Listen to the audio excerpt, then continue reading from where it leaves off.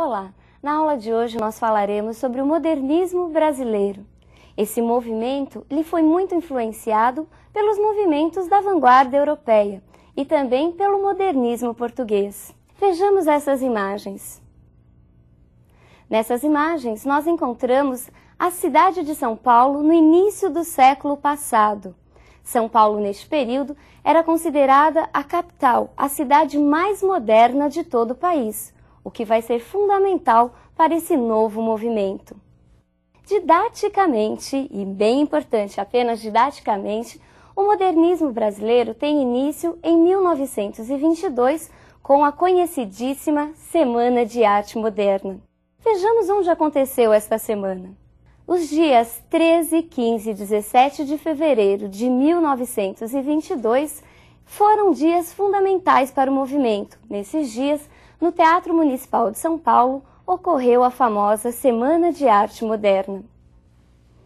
Mas antes da semana, várias outras coisas, vários outros movimentos e pessoas já vinham trabalhando com o modernismo. Nós podemos citar entre os principais antecedentes da semana a volta do Oswald de Andrade, que estava na Europa e que entrou em contato com as novas manifestações da vanguarda europeia. Também temos a primeira exposição dos quadros expressionistas do Lazar Segal. Temos também os vários livros que foram lançados pelos autores que participariam mais tarde da semana. E tivemos o grande estopim, isto segundo muitos estudiosos, que foi a exposição da pintora Anita Malfatti e que, nessa exposição, ela foi muito criticada pelo Monteiro Lobato, como nós já vimos naquele artigo intitulado Paranoia ou Mistificação. Vejamos agora quais são os principais representantes dessa semana, que não foi só um movimento literário, mas também um movimento de todas as outras artes. Nós temos na literatura as figuras de Mário de Andrade, Oswald de Andrade e Ronald Carvalho. Na pintura, nós encontramos Anita Malfatti, Tarsila do Amaral, Di Cavalcanti. E na música, nós encontramos a figura de Heitor Villa-Lobos. A Semana de Arte Moderna foi organizada por vários artistas e contou com o patrocínio da elite paulistana. Nessa semana, os artistas modernistas, eles também contaram com o apoio de uma grande figura já consagrada na literatura, figura essa que fazia parte da Academia Brasileira de Letras. Graça Aranha, aquele pré-modernista autor de Canaã, foi quem proferiu a abertura do evento. Vejamos os principais cartazes da semana que circularam na época. Esse cartaz, desenhado por Di Cavalcanti, foi o cartaz da semana. Já esse cartaz foi o cartaz elaborado justamente para a exposição das artes plásticas, também feito por Di Cavalcanti. Mas o que será que foi essa semana tão falada até os dias de hoje? O que será que aconteceu? Qual será que foi a reação do público? Vejamos o que dizem os principais jornais da época. Foi como se esperava, um notável fracasso a récita de ontem na pomposa Semana de Arte Moderna, que melhor e mais acertadamente deveria chamar-se Semana de Mal às Artes, Jornal Folha da Noite. As colunas da seção livre deste jornal estão à disposição de todos aqueles que, atacando a Semana de Arte Moderna, defendam o nosso patrimônio artístico. Jornal O Estado de São Paulo.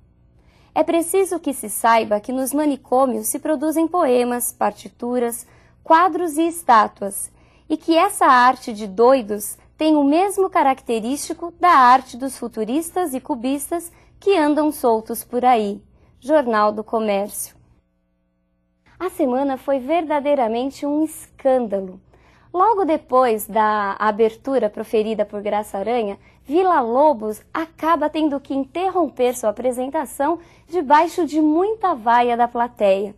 Em seguida, entra quem? Entra Ronald de Carvalho e lê um poema, Os Sapos, de Manuel Bandeira. A plateia fica mais nervosa ainda e começa a repetir o refrão do poema, que se assemelhava ao coachar dos sapos. Foi uma tremenda confusão. Mário de Andrade, para dar uma forcinha, acaba recitando um poema nas escadarias do teatro. Olha só que maluquice. E para fechar toda aquela bagunça com chave de ouro, Villa-Lobos, mais uma vez, ele entra no palco de casaca todo arrumadinho, chinelo e guarda-chuva. A plateia quase veio abaixo, querendo bater nos artistas. E eles, por sua vez, ficaram muito felizes. Eles conseguiram justamente o que queriam, chocar, queriam provocar a sociedade da época e as estéticas conservadoras. Vejamos uma foto que foi tirada logo após ao encerramento da semana. Nessa foto nós vemos Oswald de Andrade, Mário de Andrade, Manuel Bandeira e o célebre Graça Aranha. Vejamos agora um fragmento do conhecidíssimo poema Os Sapos. Enfunando os papos, saem da penumbra aos pulos os sapos, a luz os deslumbra. Em ronco que a terra, berra o sapo boi. Meu pai foi à guerra, não foi, foi, não foi. O sapo tanoeiro, parnasiano aguado, diz, meu cancioneiro é bem martelado. Vede como primos em comer os hiatos, que arte, e nunca rimo os termos cognatos. Meu verso é bom, frumento sem joio, faço rimas com consoantes de apoio.